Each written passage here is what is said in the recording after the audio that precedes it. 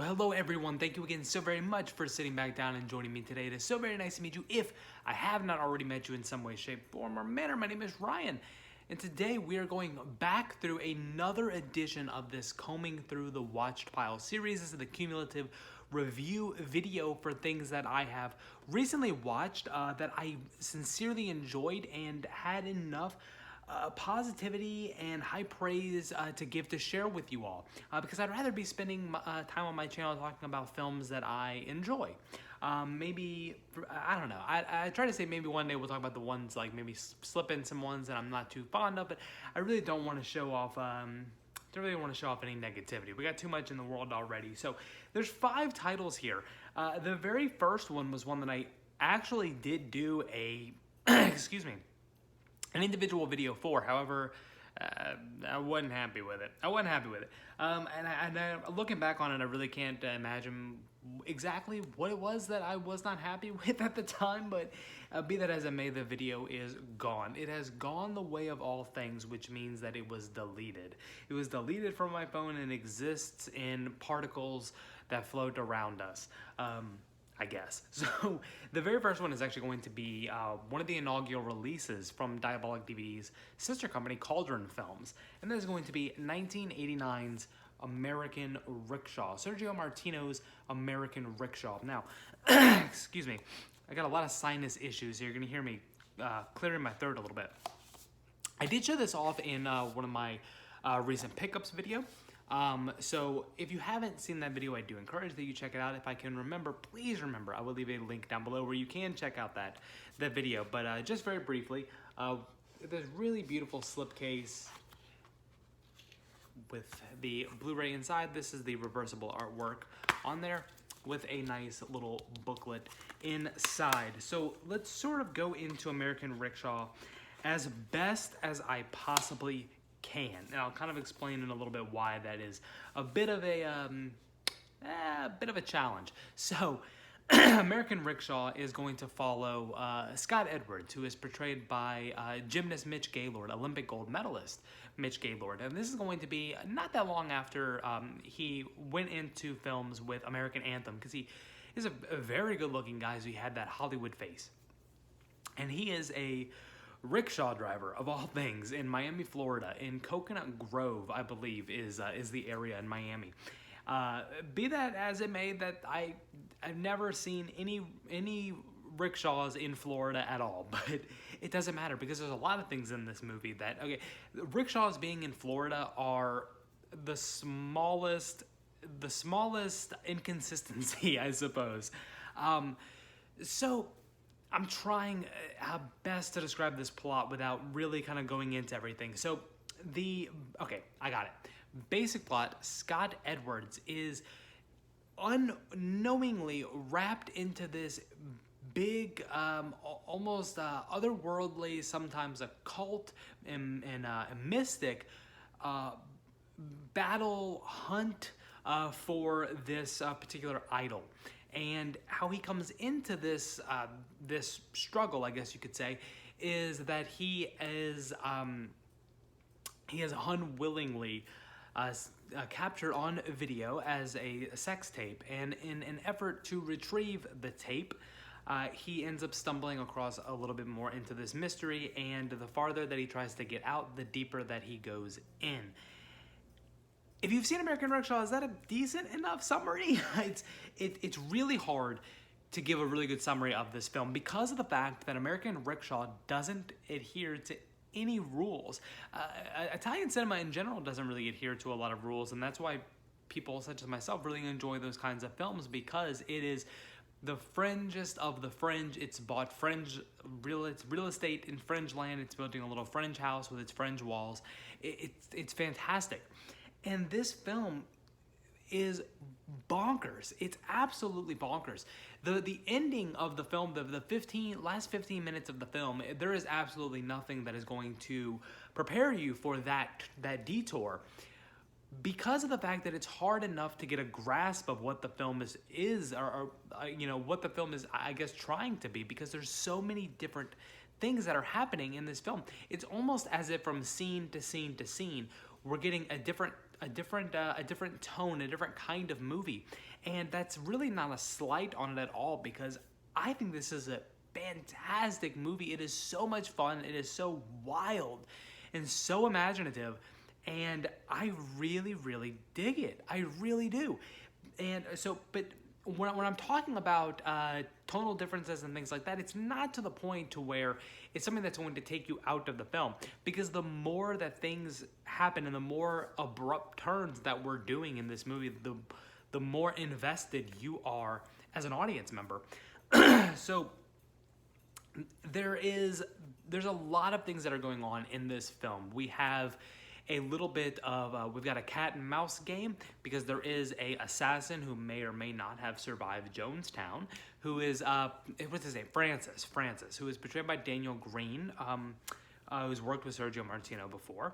And he is this assassin who is on the hunt for Scott, because Scott has information that he needs. Because when Scott tries to steal the tape from the, I think it was like the one-thumbed man. He has like one thumb or something.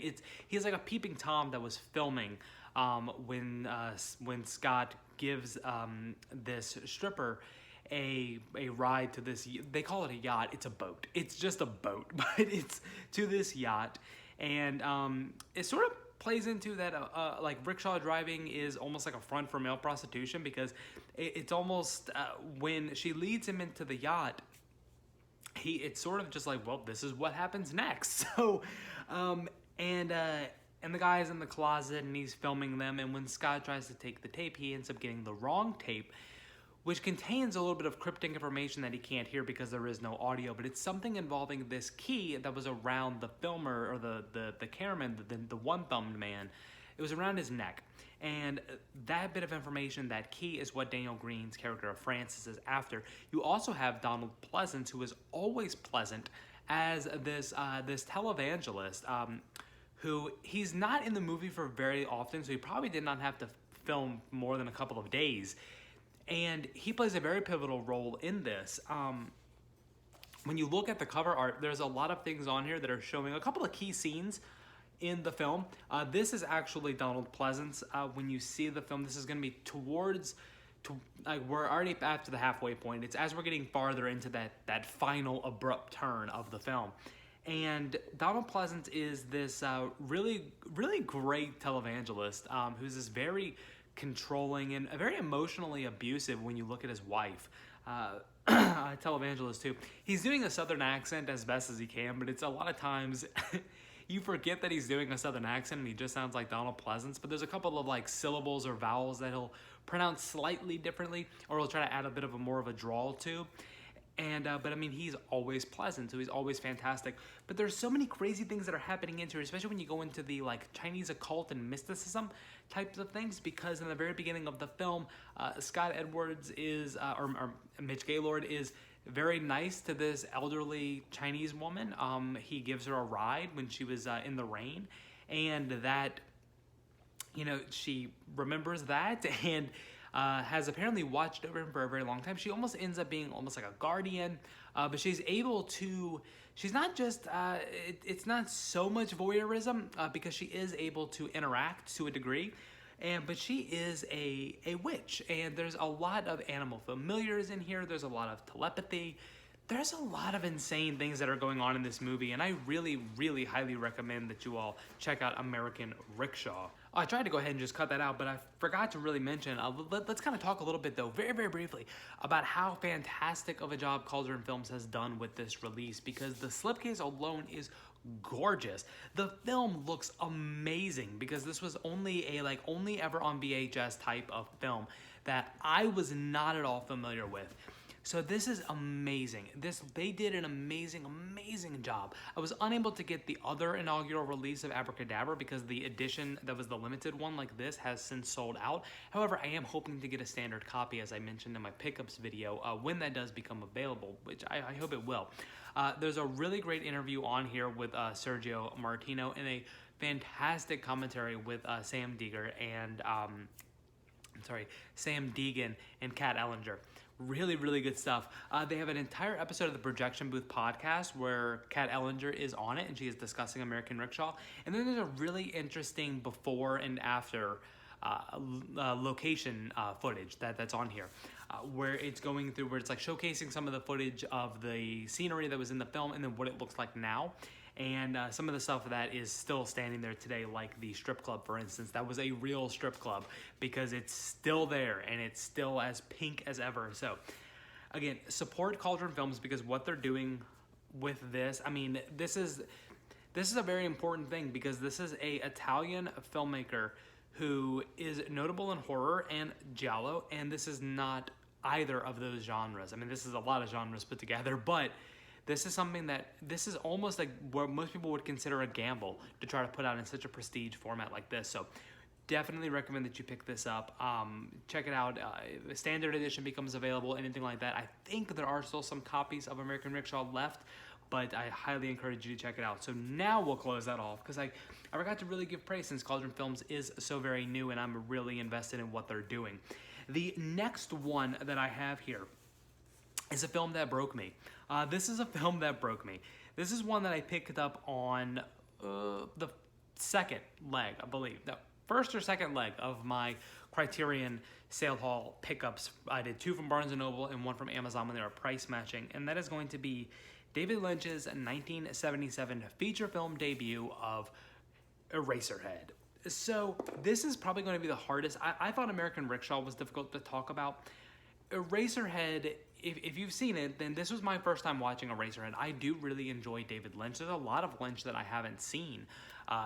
Funny enough, the very first Lynch film that I ever saw was when I was 8 years old and I saw Dune. Because it's Dune, my dad loves Dune. He's a big fan of the books.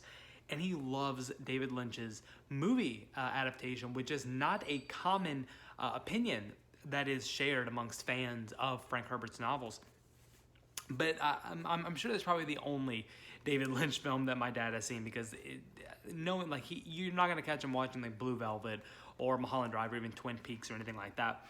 But even knowing what I do know about David Lynch, I was more so curious for Eraserhead to really kind of see the beginnings, to see where all of this is coming from, because David Lynch. Lynch fans would know there's always a bit of subversion of reality. There's always, I guess, just weirdness, you could call it.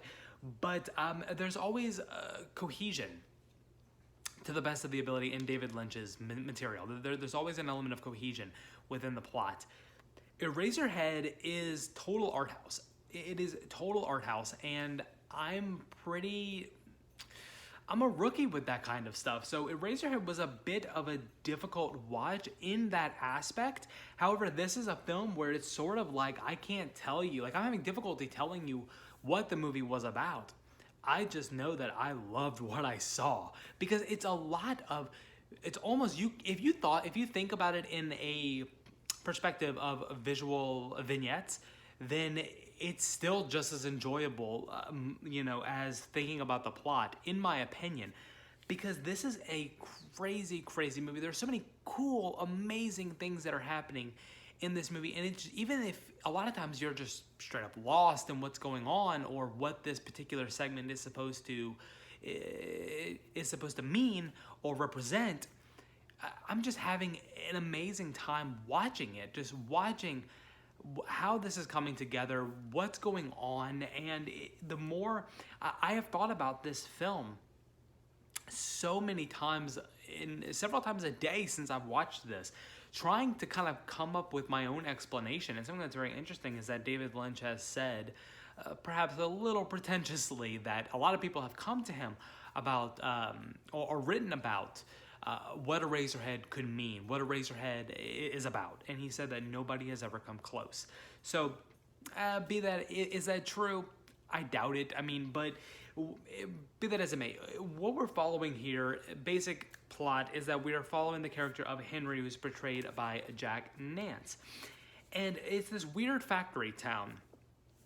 And him and his girlfriend, whose name escapes me, I don't think that her name is on here, unfortunately. Oh, I'm so sorry. I should have had all of that ready, and it's escaping me, but let's move on.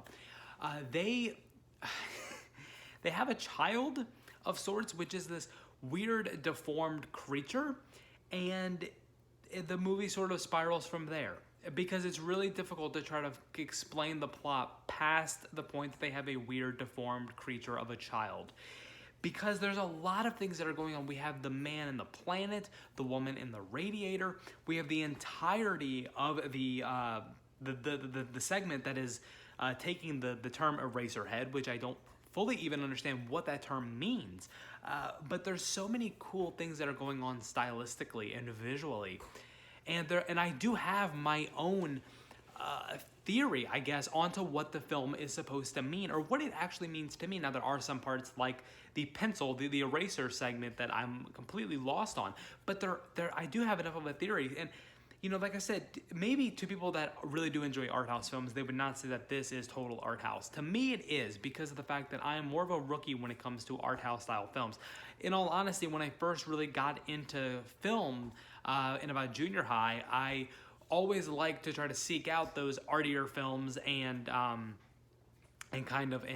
find really artsy things and metaphorical things and things like that, really just for my own pretentious reasons as a preteen. But so, you know, but to me, this is total art house because of the fact that it isn't so much about exactly what you're seeing literally. It is all about what this is interpreting, your interpretation of it, and then a lot of times just the beauty of watching these fantastic visual representations happening on screen. And I had an amazing time watching it. It's right at about an hour and a half. I had a phenomenal time watching it. On here as well, because the film does look gorgeous. On here as well, we have 6 short films of David Lynch's early short film. I think two of which are before Eraserhead, and then there's some that happen later. I haven't gone through all of them, but they are way more disturbing than anything that you'll find in Eraserhead, even the stuff that was definitely illegal in Eraserhead, like the alphabet. That is a bizarre short film. It's really cool. It's very cool. I have no idea what that could possibly mean, if it actually means anything, but it's really, really cool. There is a documentary that David Lynch, it said that David Lynch created this documentary. It's really just David Lynch talking for about 88 minutes, which is good for me. I really enjoy that. And so that's on here. There's a bunch of archival interviews, and there is an entire booklet of an interview, or it's a book, the Criterion book about, it's a conversation with David Lynch about the making of Eraserhead and all the things that he went through and how he basically lived in these stables at AFI, and really a lot of cool stuff. So if you are a Lynch fan, if you have not really gotten into Lynch before, I highly recommend Eraserhead. I had an immense amount of fun watching this and thinking about the movie all these days after I've watched it. If you've seen it, do you have your own theory?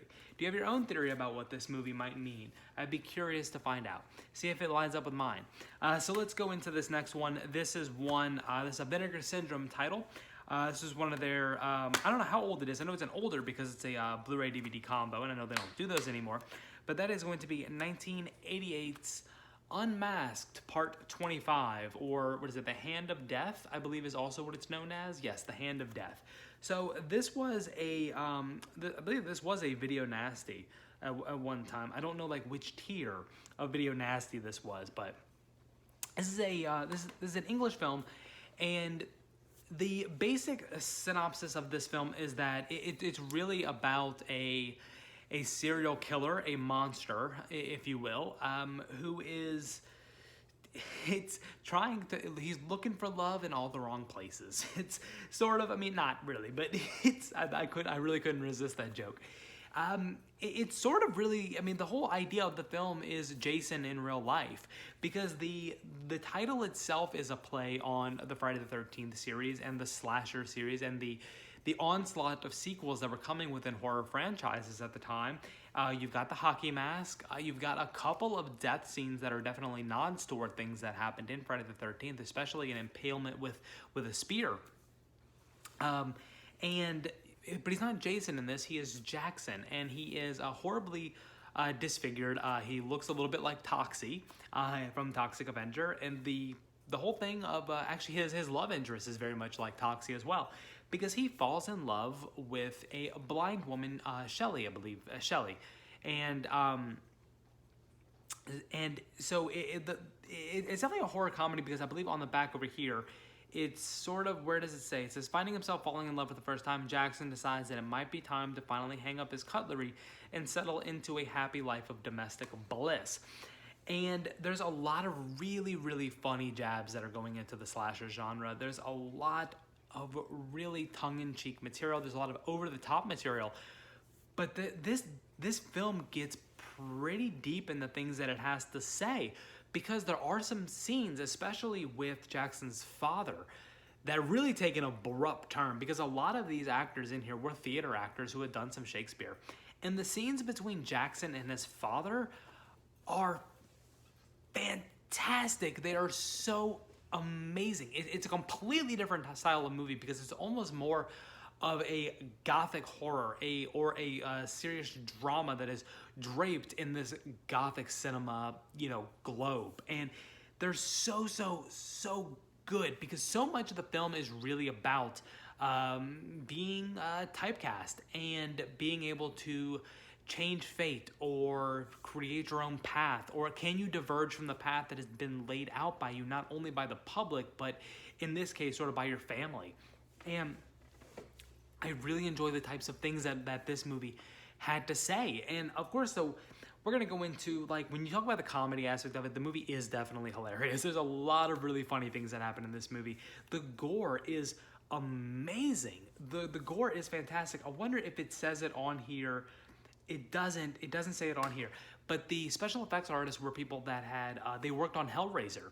And that's sort of because, I mean, you can tell this is a extremely low budget film.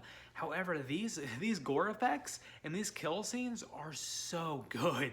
They're really, really good. And that's definitely what would have given it a video nasty type of label. However, this is not just a video nasty or a gore film, because yes, it's horror, yes, it's comedy, but it has a lot of things to say, and I really did enjoy that. This film restoration looks absolutely phenomenal.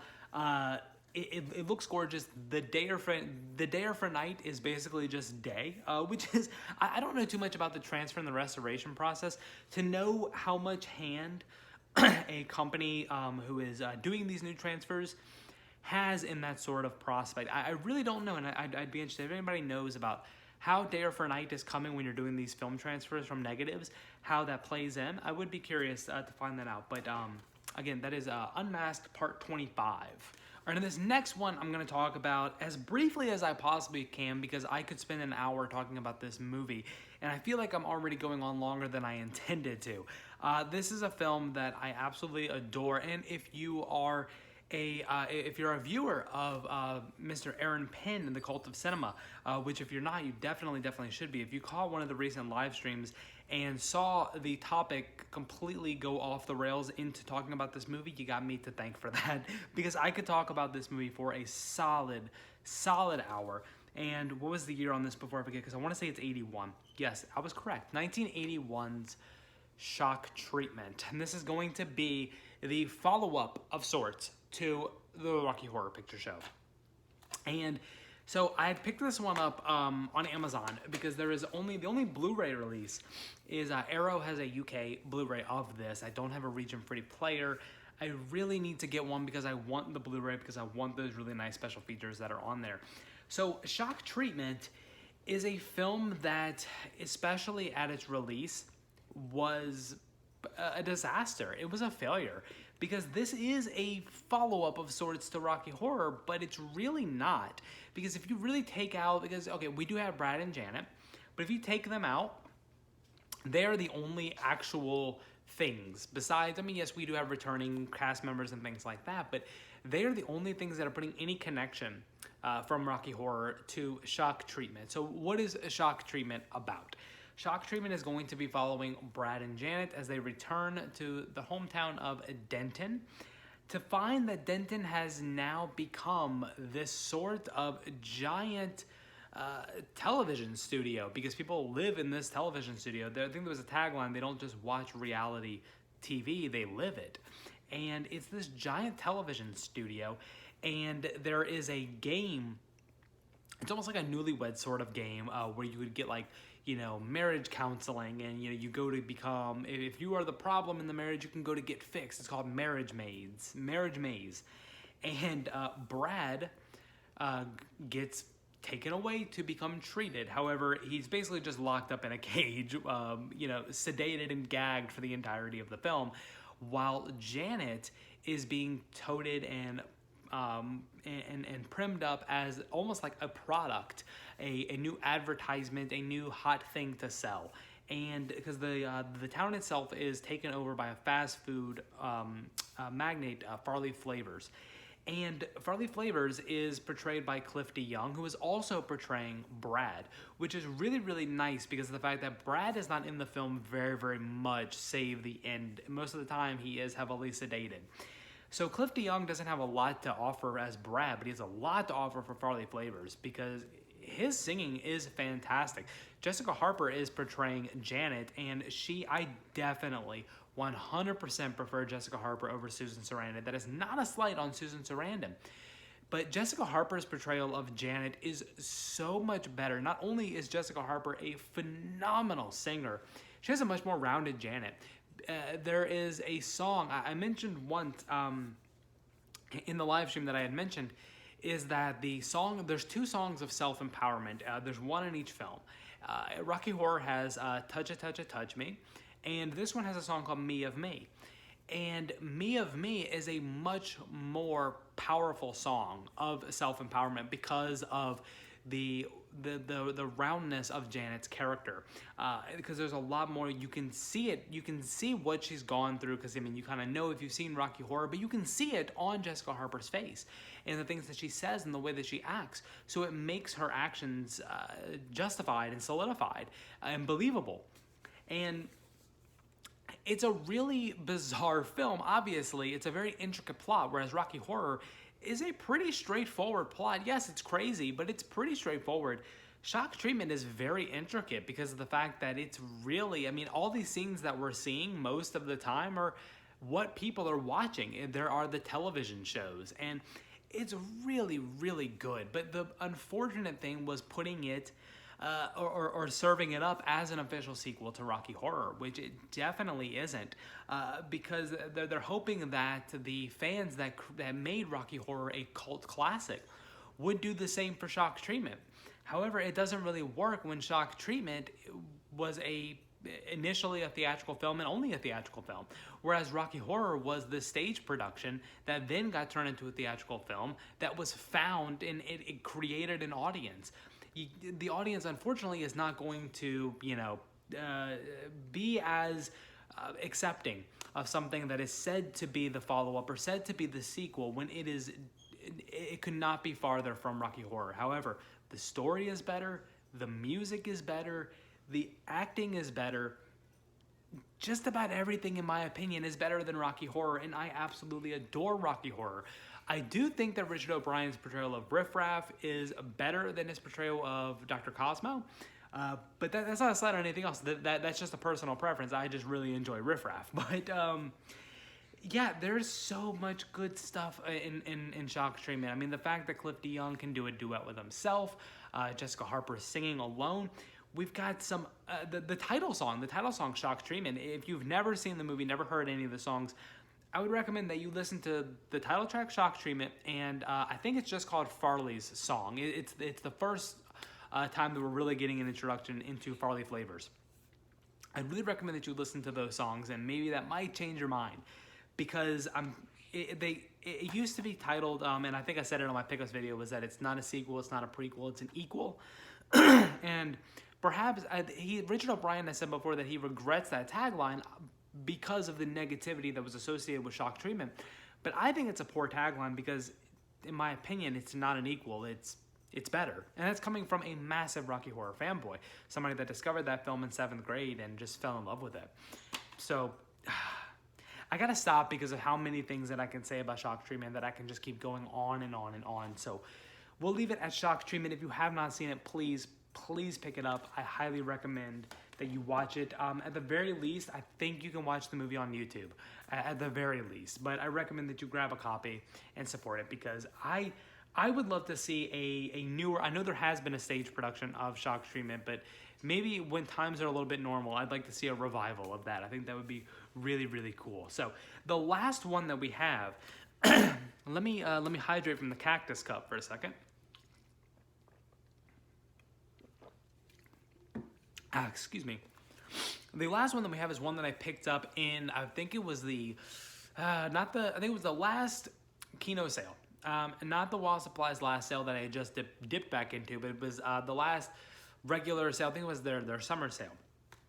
And this was a Bava film. Bava is somebody that I am trying to become more versed in because it's, again, I feel like I showcase a lot of my ignorances towards film here on the channel, but I'm not ashamed of it. I mean, I think when I started, I kind of was, but I mean, I'm here to talk about films and to, you know, showcase things and highlight things, give my opinions, but show my own education at the same time. And this is going to be 1971's A Bay of Blood, Mario Bava's A Bay of Blood. And the reason that I wanted to get this, besides being Mario Bava, and wanting to round out that education, is that this is always considered a proto-slasher. And having watched it now, it definitely is, especially with Friday the 13th, which is the connection that's usually always made, because you can see the parallels in what Friday the 13th picked up on, from the settings to some of the kills, especially in Friday the 13th Part 2, that were definitely inspired and straight up lifted from A Bay of Blood. And A Bay of Blood is a pretty intricate plot of revenge, of inheritance. We have this countess who has been murdered and to have it look like suicide, and she owns this bay.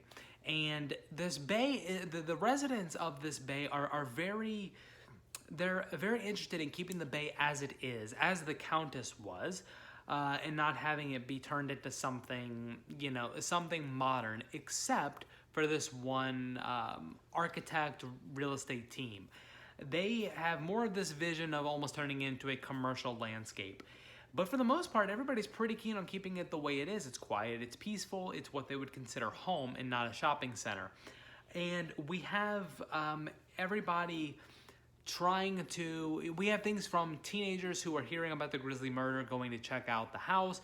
We have everything from the Countess's daughter, not her daughter, it is her father, who was married to the Countess, because he is killed in the very beginning of the film by a face that we do not see. He is the one that kills the Countess to frame it to look like suicide, and then he is killed, and that is how we open the film. She is coming to investigate her father's death, learn about the inheritance, and then there's a larger cast of characters that each have their own motives. But throughout all of the stuff of keeping the bay, between the struggle of keeping the bay intact to transforming the bay, there is a killer amongst them who is picking people off one by one. And it's a very, very crazy movie. It's a really, really good movie, very stylish. I really enjoy it because of the fact that it's not claustrophobic, but it is very small in terms of the setting, because we really are just at this bay. And the kills are really, really cool. Really good stuff. A lot of, I don't know what you call it. It's this like, it's not a machete. It's got a hook. If somebody knows the name of what that is, please let me know. But really cool stuff with that. We do have some stuff with spears that are very much coming into play with Friday the 13th Part 2. A lot of really good stuff and a lot of really, really interesting characters and a lot of twisted motivations. And as the film progresses, we're getting layer after layer after layer after layer as to what is actually going on in the film, what has been going on throughout the entirety of the film. So it is a mystery of all sense. I mean, it is very much like, it is a proto-slasher, a giallo. There's a lot that is going on in Bay of Blood, and it's difficult to give a detailed description of the plot or to go into more detail than the couple of sentences that I gave, because as the film progresses, we're getting each additional layer, and then towards the very end, they just start stacking them really, really quickly, like one of those cup stacking competitions. Are those still a thing? I don't know if those are still a thing. That doesn't matter. But yeah, as the film progresses, I mean, we're getting more and more and more and more and more in a very fast time that it really makes your head spin.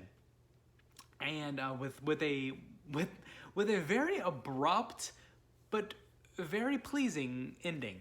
The ending makes a lot of sense. It's fitting. Maybe it doesn't make a lot of... It's fitting. It's a very fitting ending. It's a very abrupt ending, but it's very fitting.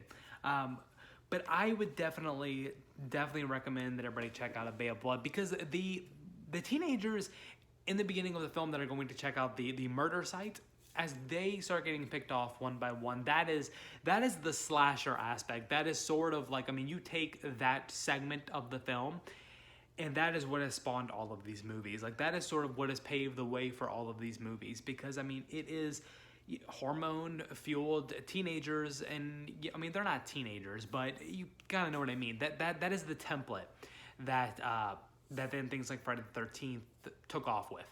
And I really, just from an appreciation standpoint of what the film led to, it's a great watch for that. But on top of that, it's just a really good watch. It's a really engaging story. It's a really good mystery. I mean, it's not, you know, it's not this this hard-boiled detective story, but it is a good mystery, because as you're trying to figure out, because, you know, once you sort of know something, there's something else that you don't know. And I do really appreciate that. On this Kino one, there is an audio commentary with Tim Lucas, and the European release version, which is the Italian with optional English subtitles. The Italian dub, the audio quality isn't as good. It's definitely an inferior audio transfer. The English dub is fine. The voice acting is fine, and the quality is actually very good. The film itself does look gorgeous. I mean, it was a 2K or just a high def. It just says HD from the 35mm negative of the English language version. So that's why the European version is the inferior transfer if you were to compare the two. But really do enjoy A Bay of Blood. So that is everything. If I can go back and get this real quick, that is everything that I had to talk with you about today. Hopefully I didn't ramble too much. I'm trying to become a little bit more on track. A little bit better at keeping my thoughts together when I do these review videos, and trying not to and ah so much. Maybe that's why I deleted the American Rickshaw video. It's too much umming and ahhing, but be that as it may. These are the films that I had recently watched that were in the watched pile that I felt like talking about today. Have you seen any of these films? Are you interested in any of them? Are they ones that you're putting on your wish list? Please let me know. Let's keep talking about it in the comments down below. If you like this video, please be sure to hit the like button, hit the subscribe button for more additional content. Review videos such as this. We've got the sale hauls, pickups videos, Al Adamson adventures, Lindsay Baker, Omen adventures coming soon as well, with the spoiler of The Fly coming through, because I haven't done that video just yet, with much more coming along down the way. All my social media and contact information can be found in the description box down below. But other than that, as I adjust my glasses, that's everything I've got for you today. That's everything I've got. Hope that you enjoyed this video, and I sincerely hope that you enjoy the rest of your day.